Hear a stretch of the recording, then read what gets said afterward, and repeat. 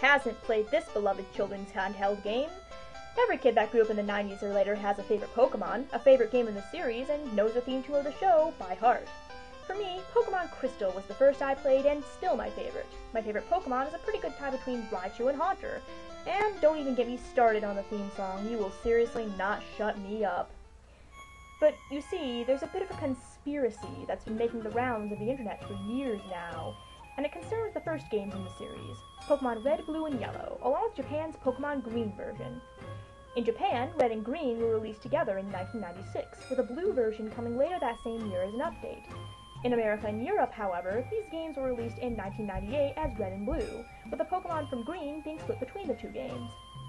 Extensive playtesting was done in Japan prior to release, of course, but not all of the glitches and problems with the games were found and dealt with, which is why missing number exists in Red and Blue. These glitches could often result in creepy issues, such as Red encountering non-cities like Glitch City, and dangerous game-erasing glitches like the Zaz glitch. No relation to the Batman rogue of the same name, Batman, sorry to disappoint. As if that weren't enough, the games also contained an eerie location home to one of the first few examples of death in the series, none other than the infamous Lavender Town. Of course, it didn't help that a whole host of creepy plot happenings concerning an actual, real ghost occurred in the Pokemon graveyard located there, or the fact that, holy shit, Pokemon can and do seriously die in battle. In fact, it's a plot point.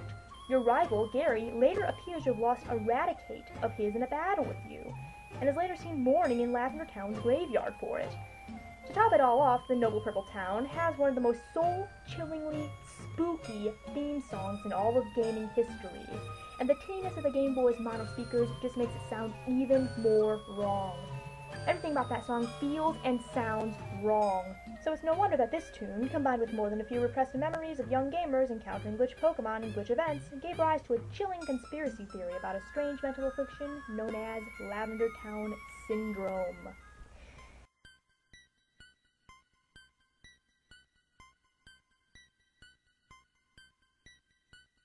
The Lavender Town Syndrome, also known as the Lavender Town Tone or the Lavender Town Suicides, was supposedly a peak in suicide and illness of children between the ages of 7 and 12, occurring shortly after the release of Pokemon Red and Green in Japan back in 1996.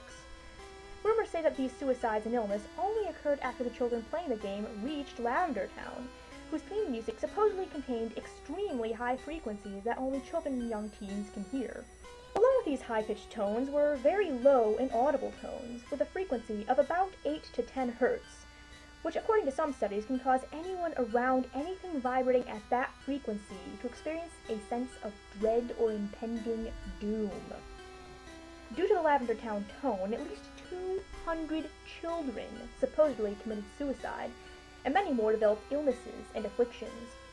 The children who committed suicide did so by hanging or jumping from a large height.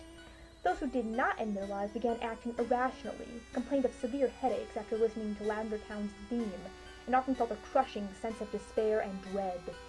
Lavender Town now sounds differently depending on the game, apparently as a result of the mass hysteria caused by the Lavender Town's theme in the original release of Pokemon Green. After the Lavender Town incident, the programmers fixed Lavender Town's theme music to be at a lower frequency, so children playing the game wouldn't be affected by it. It is said that the original theme tune is still present in the beta version of Pokemon Green, though, and this actually appears to be the case. A link to this original theme is in the description if you're interested in hearing this very, very chilling beta Lavender Town theme song. But that's not all there is to this story.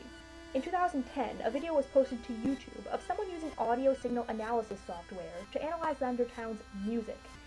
When played, the software created images of the ghost sprite from Red and Blue, along with several unknown near the end of the audio. The unknown translate to "leave now," and the images caused significant audio distortion. This raised some controversy, since the unknown didn't appear until Pokemon Silver, Gold, and Crystal. For anyone interested in seeing this analysis, links are posted in the description of this video. Is the story true? Well, it's certainly got some plausibility to it.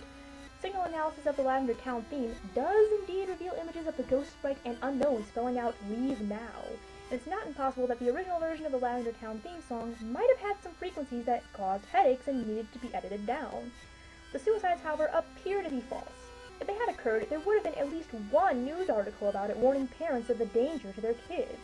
And odds are, if America freaked out about that one episode of the anime that caused seizures in Japanese viewers, then there's no way the American or Japanese media would get away with covering up a story concerning a suicide-causing tone in a popular video game for children. Is it a creepy story? Sure is, but an urban legend is all it probably is. Probably.